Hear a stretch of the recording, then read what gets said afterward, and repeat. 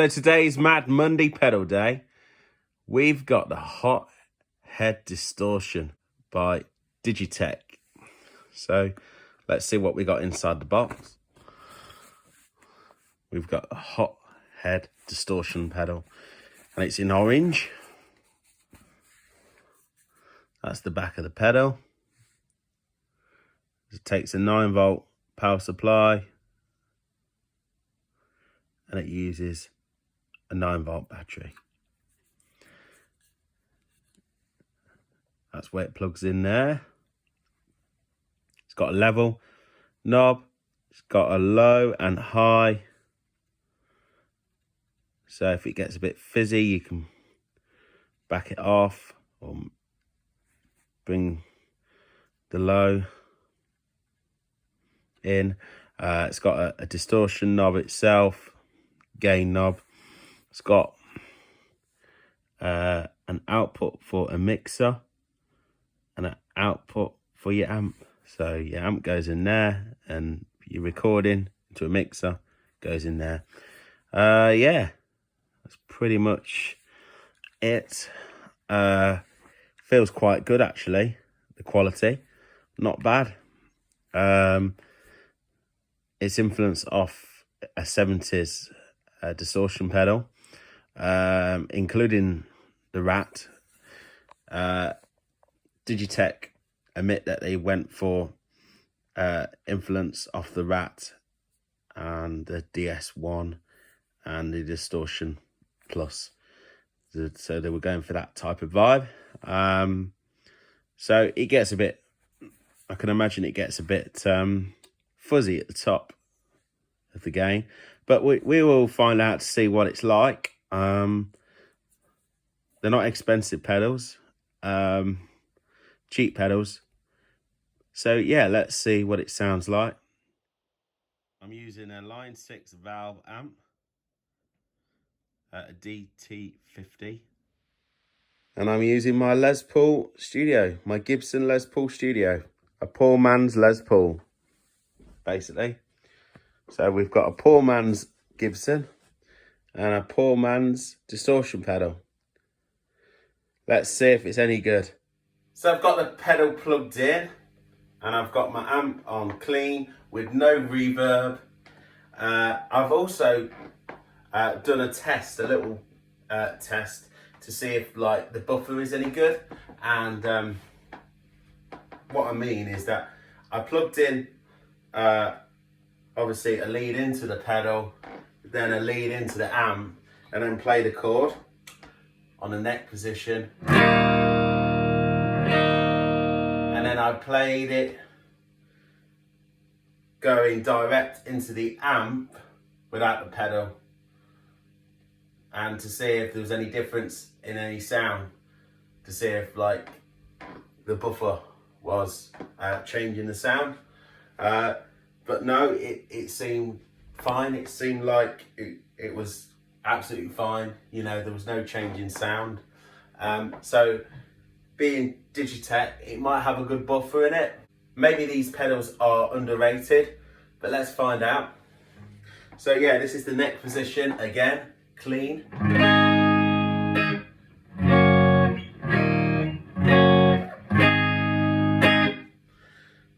So what I'm going to do is I'm going to bang the high and low 12 o'clock and the level 12 o'clock, and I'm going to bang the gain at 12 o'clock, everything at 12 o'clock, and this is what it sounds like.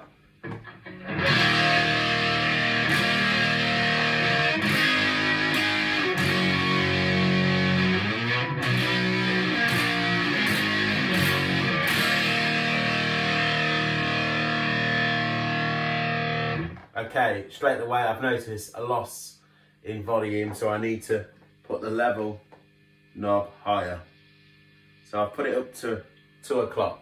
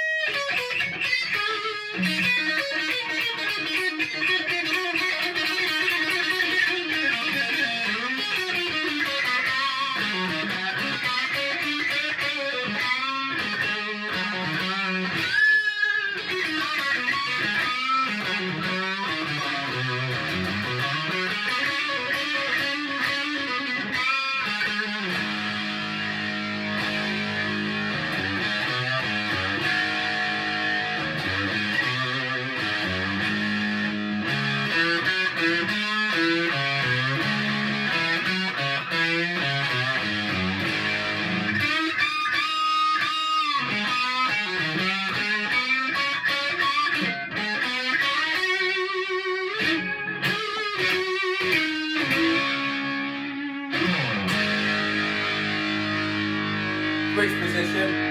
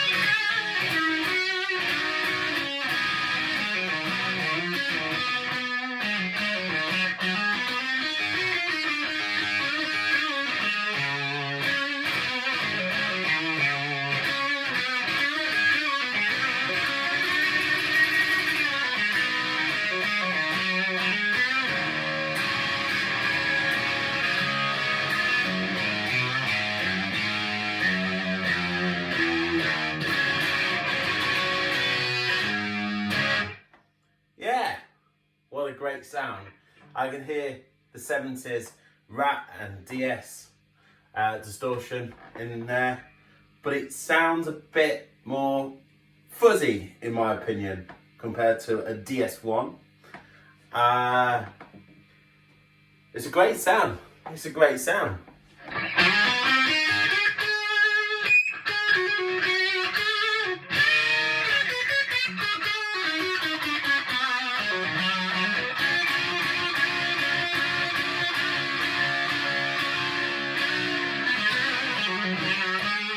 Great for blues. The gain's halfway, so it seems great for blues and great for like AC/DC and Gary Moore type of tone as well.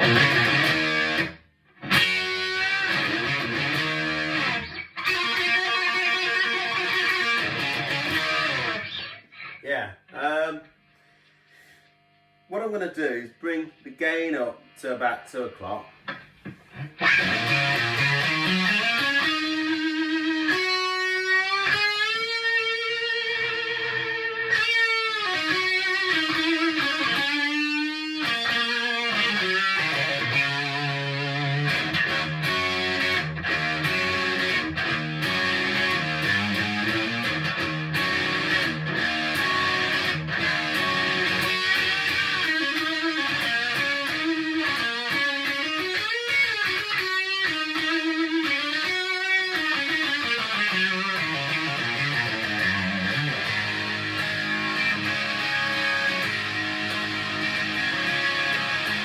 I'm on the bridge position, by the way, so if I just turn up the level,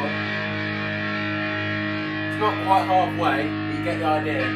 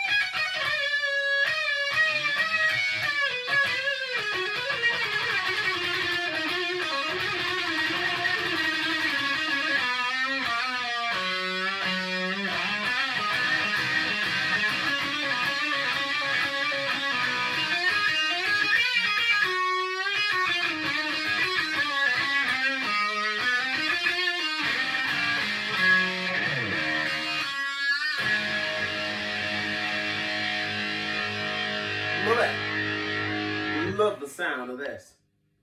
It sounds so natural as well. Compared to like a Boss DS1, it sounds so natural. I can't believe how great it sounds for the money. I actually think this pedal sounds better than a DS1 and sounds better than a Blues Driver, in my opinion.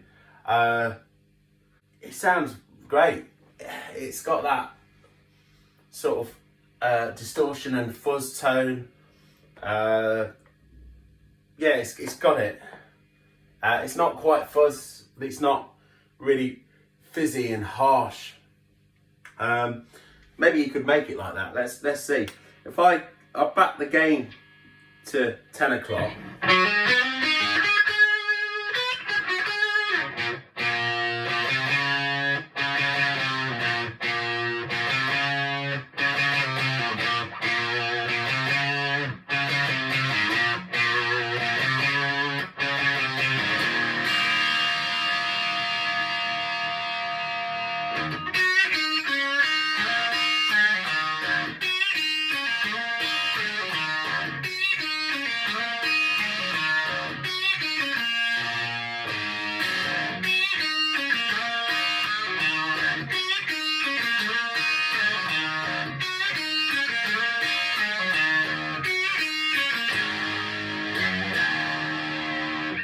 Yeah, it sounded great.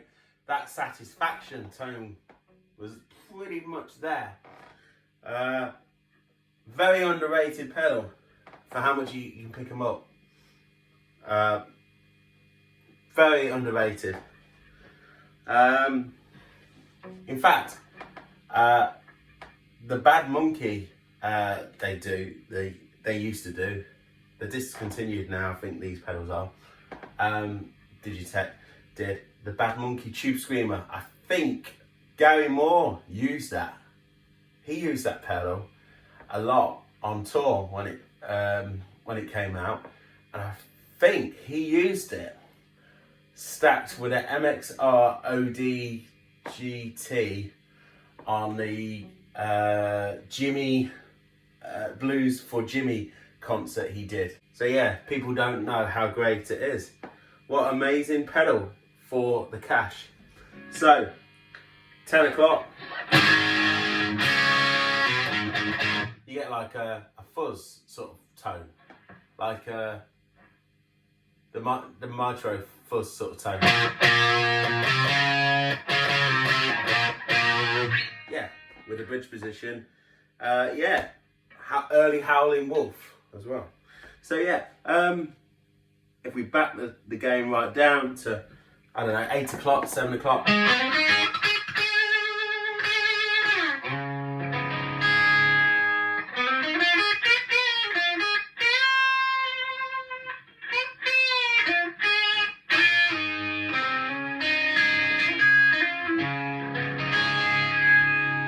Sounds like a crunch amp. It sounds very natural to me, this pedal. Now I don't know if it's influenced off the actual original Japanese version of the DS1, because there's folks out there say that the Japanese DS1 sounds different to a modern DS1. They said it sounds more raunchier and sort of probably more natural, and this sounds a bit more natural to me. But yeah, great pedal anyway. So if I bring the high up,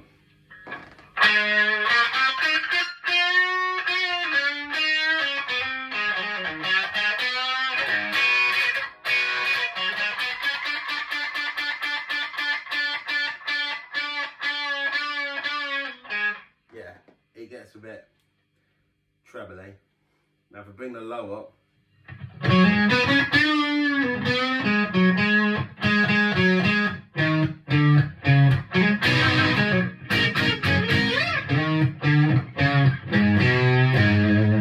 yeah, it starts to sound like a big muff a little bit.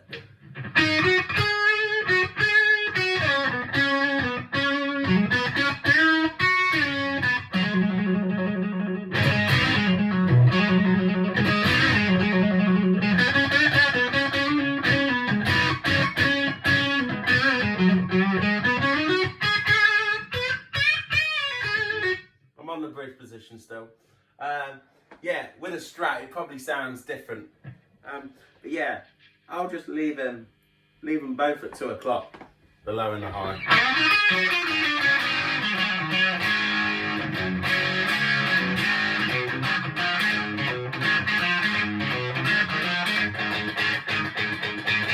That's the gain really low.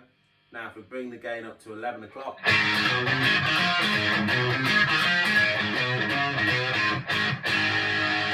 Now if we bring the gain up to 2 o'clock.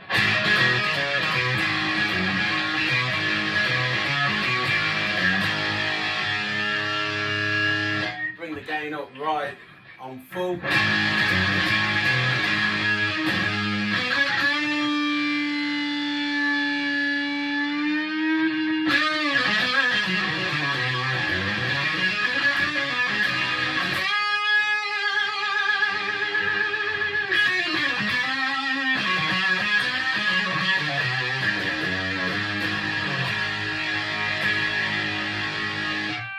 So yeah, what a great pedal. Yeah, the switch works fine. Yeah, it works great. It's a great distortion pedal. Great distortion pedal. Not too fizzy. You can get a good range of tones out of this.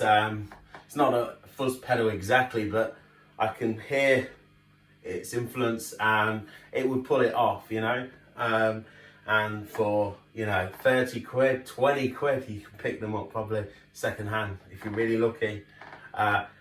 What an amazing pedal. Underrated. Last thing I'm going to do before I end the video, I'm still on the bridge position. I'm going to drive my amp a little bit and then use this as a boost, and let's see what it sounds like in front of the amp driven.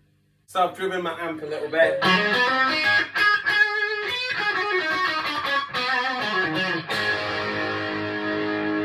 That's the drive on my amp. Now I'm going to put in the pedal. There's the pedal.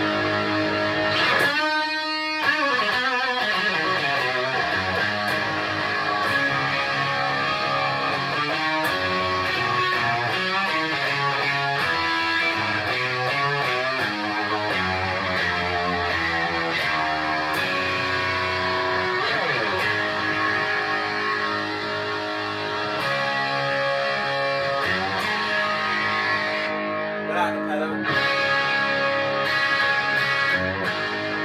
with the pedal.